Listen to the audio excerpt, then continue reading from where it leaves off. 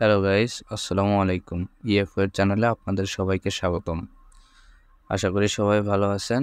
আজকে আমি আপনাদের দেখাবো কিভাবে ডাটা ডুপ্লিকেট বের করতে হয়। আজকের ভিডিওটা মূলত যারা নতুন ডাটা এন্ট্রি এর কাজ করেন, আপনারা সারাদিন অনেক খাটাখাটনি করে 100টা ডাটা বাছাই করে বায়ারকে দেওয়ার পরে বায়ার বলে আপনাদের এখানে অনেকগুলো ডুপ্লিকেট আছে। তো সেই ডুপ্লিকেট আপনারা কিভাবে চেক করতে পারবেন এবং বায়ারকে স্যাটিসফাই করতে পারবেন সেটা আমি আপনাদের আজকে দেখাই দেব। এখন আপনাদের যদি মনে করেন যে ডুপ্লিকেট চেক করতে হয়, তাহলে আপনাদের অবশ্যই আপনার ওয়েবসাইটে গুগল সার্চ ইঞ্জিন লাগবে। এখানে অনেকের দেখা যায় যে ইয়াহু সার্চ ইঞ্জিন অন হয়ে থাকে, তো আপনারা সেটা কিভাবে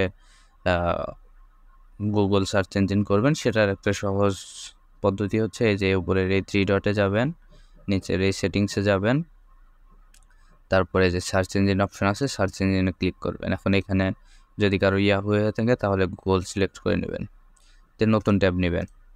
নতুন ট্যাব নেওয়ার পর আপনারা যাবেন এই 9 ডটে ক্লিক করার পর একটু নিচের দিকে আসলেই আপনারা শিট অপশনটি পেয়ে যাবেন।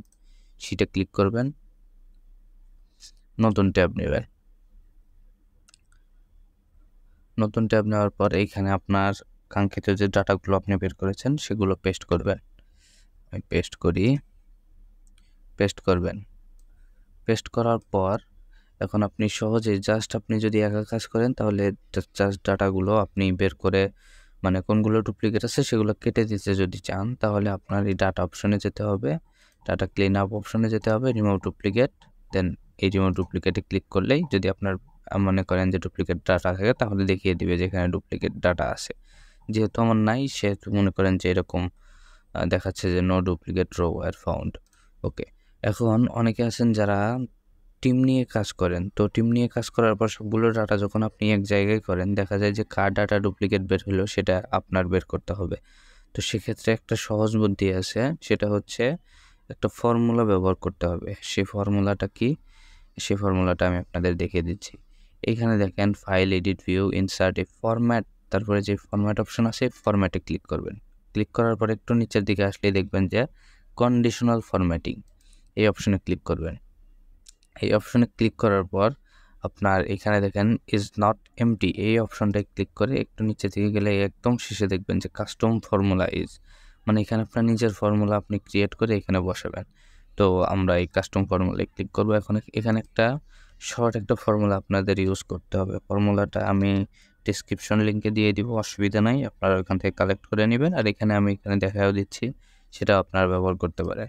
এখন দেখেন এখানে দিতে হবে কি, প্রথমে দিতে হবে ইকুয়াল টু, তারপরে দিতে হবে COUNT কাউন্ট, তারপরে ইফ, একটা স্পেস দিবেন, দেন একটা ফার্স্ট ব্র্যাকেট এ, এটাকে আমরা ইস টু বলে থাকি, ইস টু এ, কমা দিবেন A1 এখানে এটা কোনটা হবে, যদি আপনি ফার্স্ট লাইন থেকে আপনারা যদি মানে ফার্স্ট রো থেকে বের করতে চান তাহলে আপনার এখানে এ ইউজ করতে হবে, এবং আপনি যদি বি রো থেকে বের করতে চান তাহলে আপনার এখানে এর জায়গায় বি দিতে হবে, এবং সি বের করতে চাইলে সির জায়গায় সি দিতে হবে।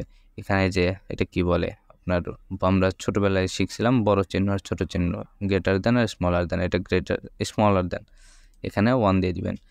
তারপরে এখানে ক্লিক করার পর আপনার যদি কোনো ডুপ্লিকেট থাকে সেটা আপনি অটোমেটিক্যালি দেখতে পারবেন যে কোনটা ডুপ্লিকেট আছে। এখানে যেহেতু ডুপ্লিকেট নাই সেহেতু ইন্ডিকেট করার কোনো অপশন নাই। আপনারা কালার চেঞ্জ করে নিতে পারবেন। এখানে যাবেন, আপনাদের যাদের হাইলাইট করার প্রয়োজন পড়বে, যে ইয়েলো আছে, গ্রিন আছে, যদি কোনো ডুপ্লিকেট থাকে, ধরেন যে এটা যদি ডুপ্লিকেট থাকতো এই রোটা পুরোটাই ইয়েলো কালার হয়ে যেত। তো গাইস, আজকের ভিডিও এই পর্যন্তই। যদি কারো একটু উপকার হয়ে থাকে প্লিজ আমার চ্যানেলটি সাবস্ক্রাইব করবেন এবং পাশে থাকবেন। লাইক কমেন্ট যদি পারেন করবেন। আসসালামু আলাইকুম।